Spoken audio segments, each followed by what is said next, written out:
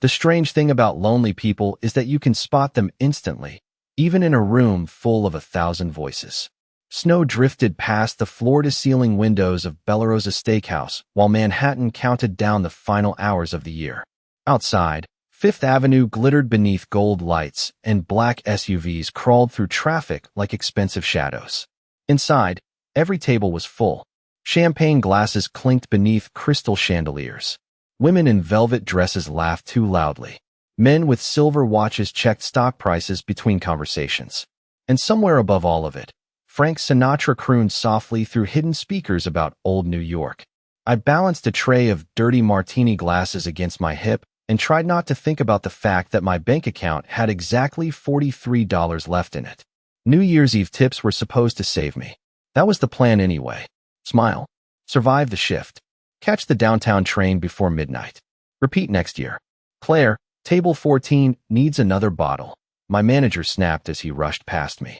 I nodded automatically and tucked a loose strand of blonde hair behind my ear before weaving through the crowded dining room.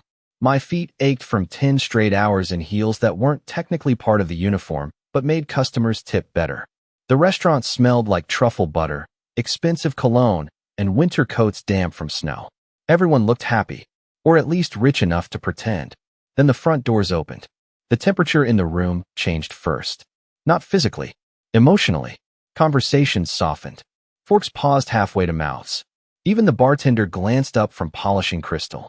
3 men entered through the lobby in dark wool coats dusted with snow, moving with the quiet confidence of people who never waited for permission.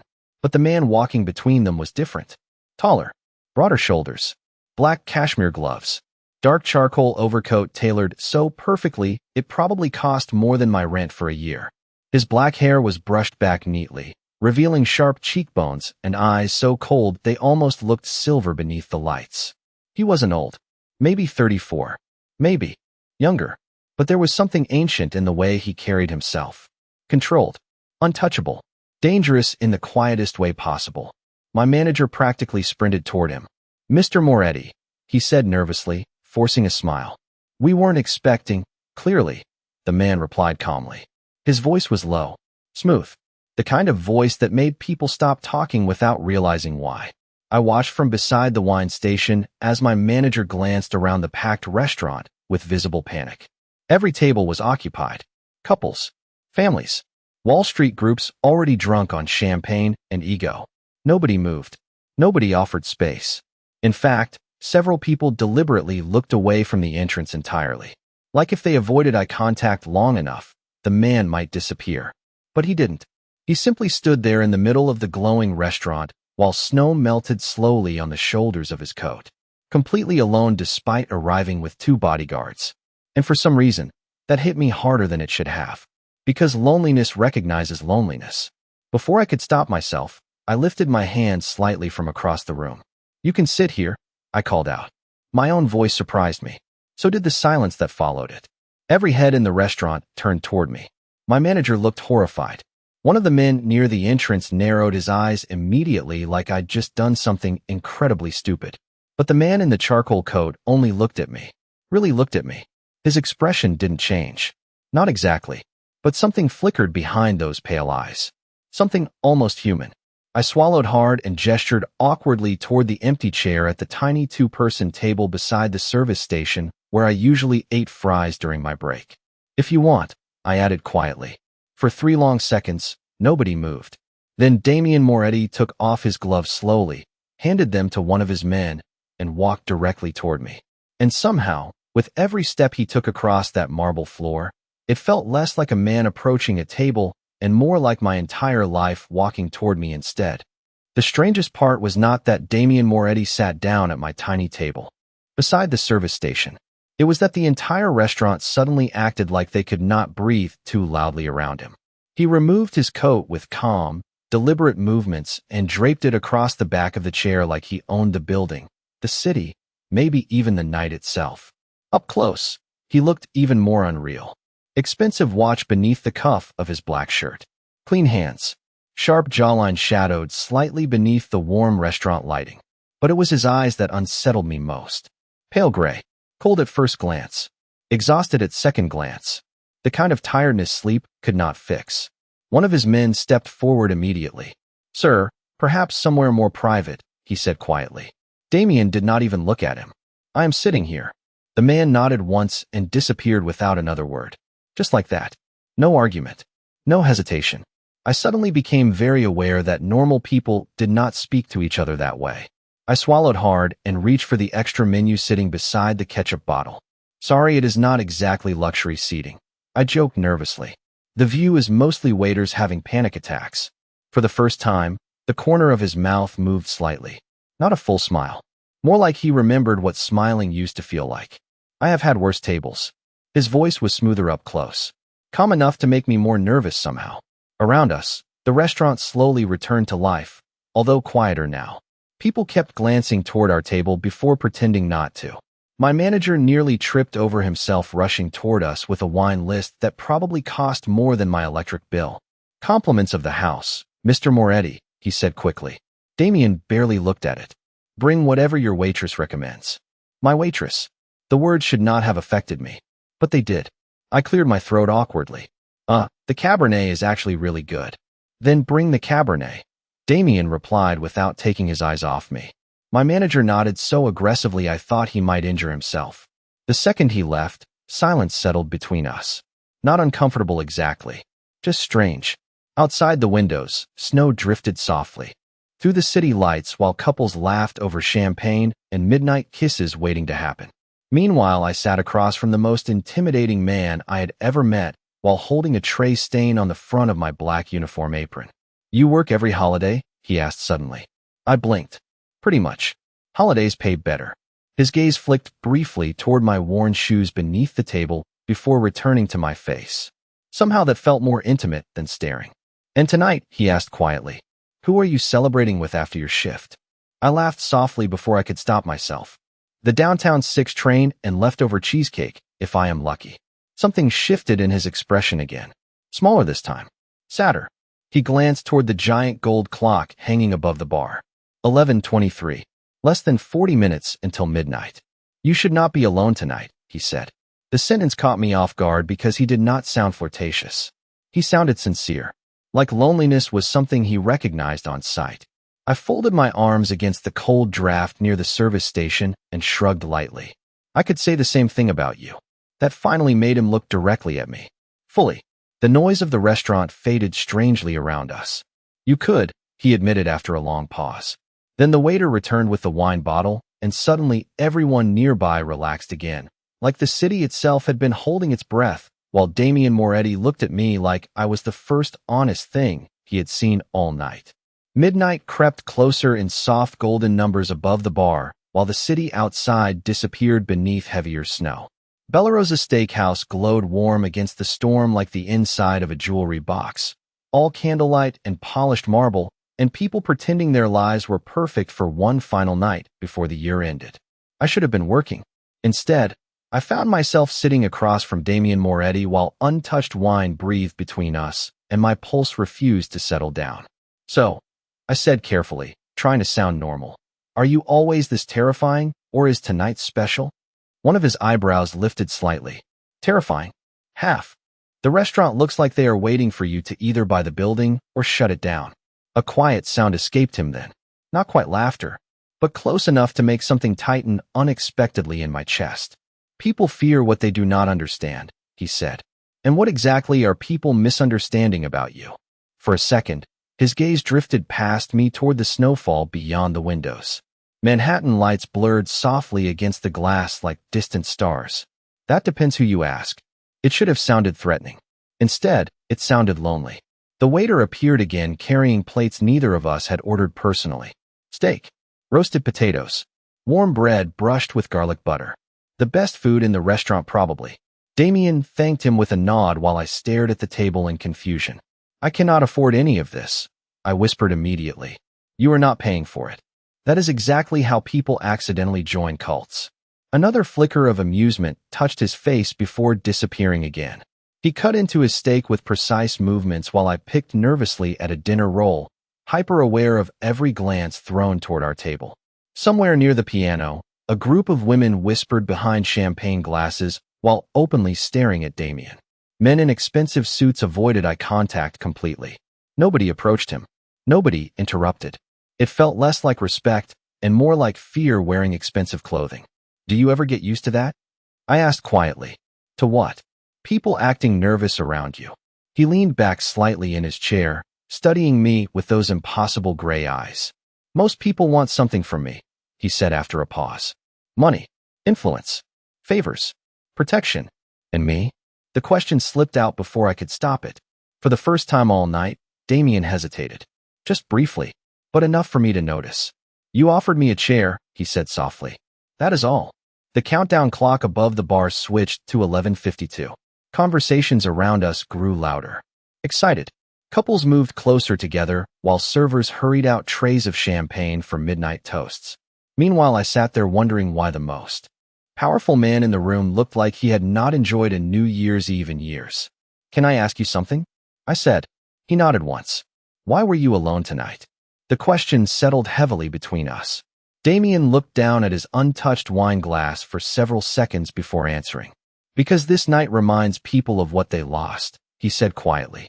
And some losses do not become easier with time. His voice changed when he said it. Colder somehow. Older. Suddenly, the crowded restaurant no longer felt loud enough to drown out the sadness in his eyes. I did not ask what he meant. Something told me he had already said more than he intended to. Around us, strangers laughed and kissed and celebrated new beginnings while snow buried the city deeper in white outside the windows. Then Damien looked at me again with that same unreadable expression and asked the one question nobody had bothered asking me all year. And what did you lose, Claire? The question stayed between us even after the entire restaurant exploded into cheers. Midnight hit like a wave of light and sound. Champagne corks burst across the dining room.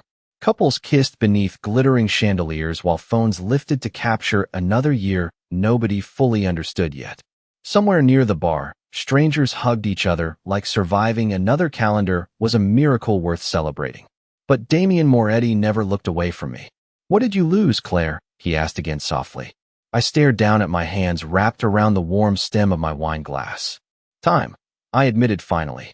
I think poor people lose time before anything else. His expression did not change, but I saw the attention sharpen in his eyes. So I kept going before I could lose my nerve. You work constantly because one bad week can ruin your whole life. One missed rent payment, one hospital bill, one subway delay that gets you fired. I laughed quietly without humor. After a while, you stop planning dreams and start planning survival. Around us, everyone celebrated midnight kisses and expensive vacations and fresh beginnings while I confessed things I had not even admitted to myself before. Damien listened without interrupting. Once, that alone felt strange. Most people only listen long enough to wait for their turn to talk. And you? I asked carefully. What did you lose? His jaw tightened almost invisibly. Then he glanced toward the snow outside the windows again. Someone I loved, he said quietly. No details. No explanation. But something heavy moved beneath those 6 words. I felt it immediately. Before I could respond, one of his men approached the table discreetly. Tall, dark suit, earpiece hidden beneath close-cropped hair. Sir, he murmured quietly. The car is ready whenever you wish. Damien nodded once without looking at him. The man disappeared again like smoke. I blinked. Do your employees always materialize out of thin air like Secret Service agents? Only when they are worried. About what? His eyes returned to mine slowly. Tonight. The answer unsettled me more than it should have. Before I could ask another question, my manager rushed over looking stressed enough to collapse. Claire, we need help closing the back section. I glanced apologetically toward Damien. Duty calls. He stood immediately the second I pushed back my chair. Not after. At the exact same moment. Like some instinct in him refused to remain seated while I walked away. The movement drew attention instantly from nearby tables. Power did not need volume. It only needed presence. Thank you for the company, he said quietly. Most people spend New Year's Eve trying not to talk to me. I smiled faintly while grabbing my serving tray again. Maybe that is because you look like you own several private islands and at least one villain monologue. That almost smile returned for half a second. Real this time. Warmer. More dangerous somehow because of it. Good night, Claire Bennett. Hearing my full name in his voice sent a strange chill through me. Good night, Damien. I worked another 40 minutes before the final guests finally filtered into the snowy Manhattan streets. My feet throbbed. My shoulders ached. Somewhere in the kitchen, exhausted cooks blasted old rock music while servers counted tips under fluorescent lights. I changed out of my apron near the employee lockers and wrapped my thrift store coat tighter against the cold before stepping outside through the back entrance. Snow immediately swirled around me in icy gusts sharp enough to sting my face. The alley behind Bella Rosa was quieter than the front entrance. Darker too. I shoved my hands into my coat pockets and started toward the subway station 3 blocks away. That was when I heard footsteps behind me. Loud voices. Male laughter. Too close. Instinct tightened immediately in my chest. "Hey, sweetheart," one voice called through the snow. "You walking alone tonight?" I kept moving faster without turning around. My pulse started climbing. The city suddenly felt too empty despite being New Year's Eve in Manhattan. Then a black car appeared at the mouth of the alley silently, like it had been waiting there the entire time. And the second the rear passenger door opened, the men behind me stopped talking altogether. Everything about the alley changed the second that black car appeared. The men behind me went silent so fast, it almost sounded rehearsed. Snow spiraled through the dim yellow streetlights while the engine idled smoothly beside the curb like the city itself had bent around its arrival. Then Damien Moretti stepped out of the back seat wearing the same charcoal coat, his expression unreadable beneath drifting snowflakes. He looked at the 3 men behind me once. That was all. No raised voice. No threats. Just one calm glance sharp enough to cut through the freezing air. "Is there a problem?" he asked quietly. One of the men laughed nervously and shoved his hands into his jacket pockets. "No problem, sir. We were leaving." Damien said nothing. The silence stretched for 2 long seconds before all 3 of them turned around and disappeared down the sidewalk without another word. I stared after them in disbelief. What just happened? Damien closed the car door slowly behind him. New York recognizes certain people. That is not a real answer. It is the only one I have tonight. Snow landed in the dark strands of his hair while the city glowed silver around us. Somewhere in the distance, fireworks cracked faintly above the skyline. He glanced toward the subway entrance half buried in snowbanks before looking back at me. "You should not take the train this late. I take it every night. Tonight is different." I crossed my arms against the cold instinctively. "You always sound this dramatic?" "Usually worse." That nearly pulled a laugh out of me despite my racing pulse.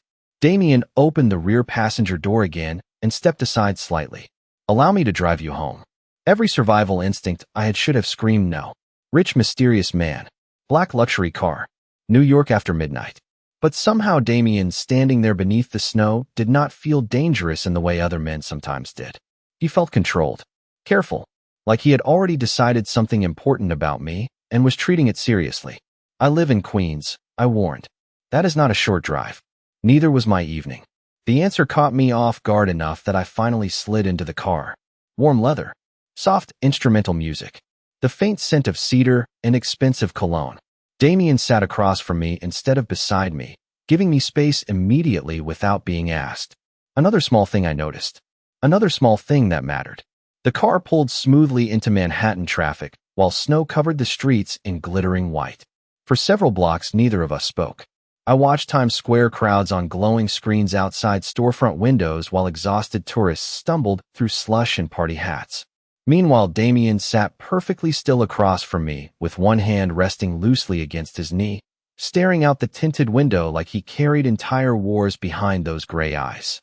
"You do not talk much when you are not interrogating me about my emotional damage," I said finally. A faint shadow of amusement crossed his face. "I spend most of my life surrounded by noise." And his gaze shifted toward me slowly. "You are quiet in a way I find peaceful." Nobody had ever said something like that to me before. Not boyfriends. Not friends. Not anyone. The honesty of it made my chest ache unexpectedly. Outside the windows, Manhattan slowly faded behind us while bridges glowed gold against the dark East River. "What exactly do you do?"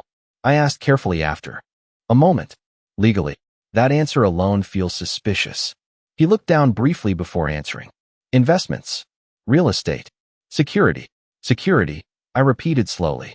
"That explains why random men vanish when you look annoyed." His eyes met mine again, and for one strange second I forgot the freezing weather outside completely. "Claire," he said quietly, "you should be careful making jokes about things you do not understand." The warning should have frightened me. Instead, it sounded almost protective, like he was trying to shield me from a world standing just outside the windows of that car. Then the driver turned onto my narrow Queens Street lined with tired apartment buildings and flickering laundromat signs, and for the first time all night, Damian Moretti looked genuinely out of place. Queens looked different after midnight on New Year's Eve. Quieter. Tired. The sidewalks were covered in gray slush where snow had already mixed with old city dirt, and the little 24-hour deli near my apartment glowed weakly beneath a flickering neon sign that buzzed constantly. Damian Moretti stepped out of the black car like he had accidentally wandered into another universe. Expensive coat. Perfect posture. Silver watch catching pale streetlight. Meanwhile, my apartment building looked like it lost arguments with gravity on a regular basis. I shoved my hands deeper into my coat pockets and gave him an awkward smile. "Welcome to luxury living." His eyes moved slowly over the building. Rusted fire escapes. Cracked front steps. Windows patched with tape against winter drafts. But there was no judgment in his expression, only observation. "You live here alone?" he asked quietly. "With approximately 600 neighbors and one extremely aggressive woman on the second floor who threatens people over recycling mistakes." The corner of his mouth shifted again. That tiny almost smile was becoming dangerously distracting. Snow drifted softly between us while the black car idled at the curb behind him. One of his men remained inside the driver's seat, pretending not to watch everything. "Thank you for the ride," I said after a moment. "And for the dramatic alley rescue." Damian looked at me steadily. "I do not like the idea of you walking alone at night." The words landed strangely deep in my chest. Nobody had said something protective like that to me in a very long time. Not without wanting something in return. I cleared my throat quickly. "I survive. That is not the same thing as being safe." Silence settled between us again. Somewhere nearby, a siren echoed faintly through Queens before fading into the distance. The city never truly slept. It only breathed differently after midnight. Damian glanced toward the dark windows above my apartment. "Do you have heat in this building?" I laughed softly. "Technically." His eyes narrowed slightly. Meaning if I stand close enough to the oven and wear 2 sweaters, I usually survive January. Something unreadable crossed his face then. Not pity exactly. Something heavier. "Claire," he said quietly, "that should not be normal." I shrugged instinctively because poor people learned early that struggling was easier than explaining struggle. "You get used to things." He stared at me for a long moment beneath the falling snow. "No," he said finally. "You endure things." The difference between those 2 words hit me harder than it should have. Before I could answer, my phone buzzed inside my pocket. I pulled it out and immediately groaned. "What?" Damian asked. "Electric bill reminder." I shoved the phone away quickly before he could accidentally see the overdue warning flashing across the screen. Nothing exciting, but his eyes had already noticed. Of course they had. Men like Damian probably noticed everything. "Claire, do not. Your apartment should be warm. And your restaurant bill probably could have paid my rent for 3 months. Life is weird." He took one slow step closer, not enough to frighten me. Just enough that I could smell cedar and winter air beneath his coat. "Allow me to help you." There it was. The dangerous part. Not his money. Not his reputation. The calm certainty in his voice, like fixing problems, was as natural to him as breathing. I folded my arms tightly against the cold. "I do not need saving. Everyone needs something. Maybe. But I am not some sad little charity project for a billionaire with emotional issues." The words came out sharper than I intended. For one horrible second I thought I had genuinely offended him. But Damian only looked at me quietly while snow gathered against the shoulders of his coat. "You think money is the only thing I have to offer," he said softly. I opened my mouth to argue, then stopped. Because honestly, I did not know what else a man like him could possibly give someone like me. His gaze dropped briefly toward my freezing hands before returning to my face. "Happy New Year, Claire Bennett," he said finally, voice low enough to almost disappear into the snowfall. Then he stepped back toward the waiting car, leaving me standing there beneath the weak apartment lights with the terrifying realization that for the first time in years, I did not want the night to end. The next morning felt unreal in the harsh daylight of Queens. My apartment radiator clanged like it was personally offended by winter, while weak January sunlight pushed through crooked blinds and painted pale stripes across my tiny kitchen. For several minutes, I just stood there in oversized sweatpants staring at the coffee maker, trying to convince myself that Damien Moretti had actually happened. Men like him did not belong in my life. Men like him belonged in newspaper articles and expensive black cars and whispered conversations at tables I could never afford to sit at. And yet my phone still held his number. I had stared at it at least 12 times before finally shoving the phone face down onto the counter like it personally stressed me out. Work started at 4 that afternoon. By 3:30, I was back inside Bellarosa Steakhouse, tying my apron while exhausted servers complained about holiday crowds and hangovers. The entire restaurant looked slightly destroyed from New Year's Eve. Wilted flowers, half-deflated decorations, glitter somehow everywhere. Claire, my co-worker Jenna, whispered immediately when she spotted me near the espresso machine. What the hell was that last night? I froze. What was what? Do not do that fake innocent thing with me. You had dinner with Damien Moretti. Hearing his name out loud inside the fluorescent kitchen suddenly felt dangerous. You know him? Jenna stared at me like I had confessed to having dinner with a tiger. Everyone knows who he is. My stomach tightened immediately. Okay, why does everyone suddenly say that sentence like they are discussing organized crime documentaries? She lowered her voice even more. Because his family basically owns half the city. That is not an answer. It is the safest answer. Before I could push further, the kitchen doors swung open and my manager barked for us to start prepping the dinner floor. But the conversation stayed under my skin all evening, especially after I finally made the mistake of searching Damien's name during my break. Damien Moretti, real estate investor, security consultant, philanthropist, billionaire. Then lower down the search results came the rumors. Articles with words like feared, untouchable, dangerous connections. Photos of him exiting black cars beside politicians and celebrities. Headlines linking the Moretti family to investigations that somehow never went anywhere. I stared at the glowing phone screen while cold dread slowly curled through my chest. The man who sat across from me drinking wine beside the service station was not simply rich. He was power.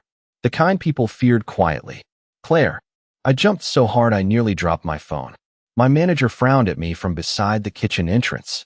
Table 12 requested you specifically. Requested me? Yes. Try not to look terrified about it. My pulse immediately started climbing before I even reached the dining room. And somehow I already knew. Table 12 sat in the far corner beneath soft amber lighting. One man, dark charcoal suit, silver watch, calm gray eyes already watching me approach. Damien Moretti looked devastatingly composed like he belonged to another universe entirely, while I still smelled faintly like garlic bread and espresso beans. You tracked down my workplace? I asked quietly the second I reached the table. You told me where you worked. That is not the same thing. His expression barely shifted. Would you prefer I leave? The question caught me completely off guard. Because he sounded sincere. Not arrogant. Not controlling. Just careful. Like he genuinely did not want to upset me. I glanced around the restaurant nervously. Half the staff was pretending not to stare. No. I admitted softly before I could stop myself. Something warmer flickered briefly behind his eyes. Good, he said quietly. Then his gaze moved toward my hands. You are cold again. Before I could respond, he reached into the inside pocket of his coat and slid a small paper envelope across the table toward me. My stomach dropped instantly. Damien, open it. No, Claire. If that envelope contains money, I am throwing it directly into your extremely expensive face. And for the very first time since meeting him, Damien Moretti laughed out loud. The sound of Damien Moretti laughing did something genuinely unfair to my nervous system. It changed him completely. Just for a second. The cold, controlled billionaire from newspaper headlines disappeared, and suddenly he looked younger. Human. Dangerous in a different way entirely. Nearby customers glanced over immediately, probably shocked that the man rumored to terrify half of Manhattan was sitting in the corner of Bellarosa Steakhouse laughing because a waitress threatened him with stationary assault. Damien shook his head once, still faintly smiling. You assume very little of me, Claire Bennett. I assume exactly enough to survive New York. I crossed my arms carefully while eyeing the envelope sitting untouched between us. Seriously, if there is cash in there, I am walking away. Then it is fortunate there is no cash. His voice softened slightly. Open it. I hesitated before finally sliding the envelope toward myself. Inside was a folded piece of paper. Not money. Not a check. Just a business card with an address written neatly across the back in dark ink. I looked up immediately. What is this? A heating company. Okay. They are expecting your call tomorrow morning. Realization hit instantly. Damien, your apartment should be warm. You cannot just solve my life every time I mention a problem. Why not? The sincerity in his expression almost frustrated me more than arrogance would have. He genuinely did not understand why this felt overwhelming. Because normal people do not operate like private emergency governments, I whispered sharply. And because every time you do something like this, I feel like I owe you. That finally changed something in his face. The warmth disappeared quietly. Not anger. Hurt. Damien leaned back slowly in his chair while restaurant lights reflected softly against his silver watch. Is that what you think I want? He asked. I opened my mouth. Closed it again. Because honestly, I did not know. Men with power always wanted something eventually. Attention. Loyalty. Control. Love shaped into debt. That was how the world worked. Damien studied me for several seconds before speaking again. I have spent most of my life around people who stay close to me because they fear me or need something from me, he said quietly. Money becomes the easiest language after a while. His fingers rested loosely against the edge of the table. Come outside. Exhausted underneath. But you looked at me on New Year's Eve like I was simply another lonely man standing in the cold. Something painful moved behind his gray eyes then. Small. Carefully hidden. Do you understand how rare that is? The noise of the restaurant faded strangely around us again. Dishes clattered somewhere near the kitchen. Jazz hummed softly through hidden speakers. Snow drifted beyond the windows while Manhattan rushed forward without caring about either of us. And suddenly I realized Damien was not trying to buy pieces of my life because he thought I was weak. He was trying to care for me the only way he knew how. The realization settled heavily in my chest. I still cannot accept expensive favors from mysterious billionaires, I said softly after a moment. A faint shadow of amusement returned to his face. You continue calling me mysterious as though you are not the one refusing to ask questions. Fine. I leaned forward slightly. Who exactly are you, Damien? For the first time since meeting him, real silence entered the space between us. Not comfortable. Not easy. Heavy. His gaze drifted briefly toward the dark windows before returning to me. A man who has made many mistakes, he said quietly, and one who is trying very hard not to make another. Something about the way he said it sent chills across my skin despite the warm restaurant air. Before I could ask what he meant, one of the bartenders suddenly rushed toward our table looking pale. Claire, he whispered urgently, there are 2 men outside asking about you. Every muscle in Damien's body went completely still. The temperature around our table seemed to drop 10 degrees the second the bartender mentioned men asking about me.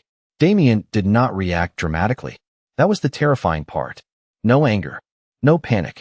He simply became very still beneath the warm restaurant lighting while his gray eyes sharpened into something colder than winter outside. What did they look like? He asked quietly. The bartender swallowed hard. Dark coats. Mid-40s maybe. They kept asking if Claire was working tonight. My stomach tightened immediately. Do you know them? Damien asked without looking away from me. No, the answer came too fast. Because suddenly I remembered the alley after midnight. The men who stopped talking the second Damien stepped out of that black car. The way fear moved around him like an invisible current. Maybe people did not just recognize Damien Moretti. Maybe they recognized danger connected to him too. Damien stood smoothly from the table, every movement controlled. Stay here. Damien, Claire. My name and his voice stopped me instantly. Calm. Firm. Protective in a way that made my pulse stumble unexpectedly. One of his men appeared beside the table almost immediately, like he had been waiting just outside the conversation the entire time. Take Miss Bennett to the kitchen, Damien said quietly. No, I protested immediately. I am not hiding in a freezer because 2 random men asked questions. Damien looked down at me then, and for the first time since meeting him, I saw genuine fear buried beneath all that control. Not fear for himself. Fear for me. Please, he said softly. The single word hit harder than shouting ever could have. Because powerful men were not supposed to sound like that. I stood slowly, heart pounding unevenly beneath my ribs. Damien's guard guided me discreetly through the crowded restaurant, while customers continued eating expensive steaks, completely unaware that something had shifted sharply beneath the surface of the evening. In the kitchen, cooks yelled over sizzling pans while dishwashers blasted hot water against mountains of plates. Normal, loud, safe. Except my pulse refused to calm down. "Who are those men?" I asked quietly once the guard stopped beside the back hallway. He avoided my eyes professionally. "I do not know, miss." Which probably meant he absolutely knew. 10 long minutes passed. Then 15. Anxiety crawled steadily higher through my chest until I finally pushed past the hallway and headed back toward the dining room before anyone could stop me. The restaurant looked mostly normal again. Waiters moved between tables. Jazz floated softly through hidden speakers. But Damien stood near the front windows with one hand in his coat pocket while snow drifted beyond the glass behind him. Alone, watching the street. I walked toward him slowly. "You disappeared," I said quietly. He turned immediately at the sound of my voice, tension easing slightly across his shoulders the second he saw me. That alone told me more than any newspaper article ever could. "I told you to stay in the kitchen. And I ignored you. You will survive somehow." A faint exhale escaped him that almost sounded like relief. "The men are gone," he said. "Who were they?" Silence. Then finally, "People connected to business matters." That sounds unbelievably suspicious. It is also true. Snow continued falling softly outside, while headlights blurred through Manhattan traffic below. Damien looked exhausted suddenly. Not physically, soul-deep exhausted. Like carrying invisible weight every second of every day. "Claire," he said quietly after a moment, "there are parts of my life that are not simple. I figured that out around the moment your security team started appearing like haunted butlers." For the first time all evening, the corner of his mouth lifted again. Small, real. Then it faded. "You should stay away from me," he said softly. The words should have sounded cold. Instead they sounded reluctant, almost painful.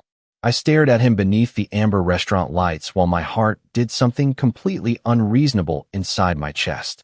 Because despite the warnings and rumors and fear surrounding him, Damien Moretti had spent every moment since meeting me trying to keep me safe.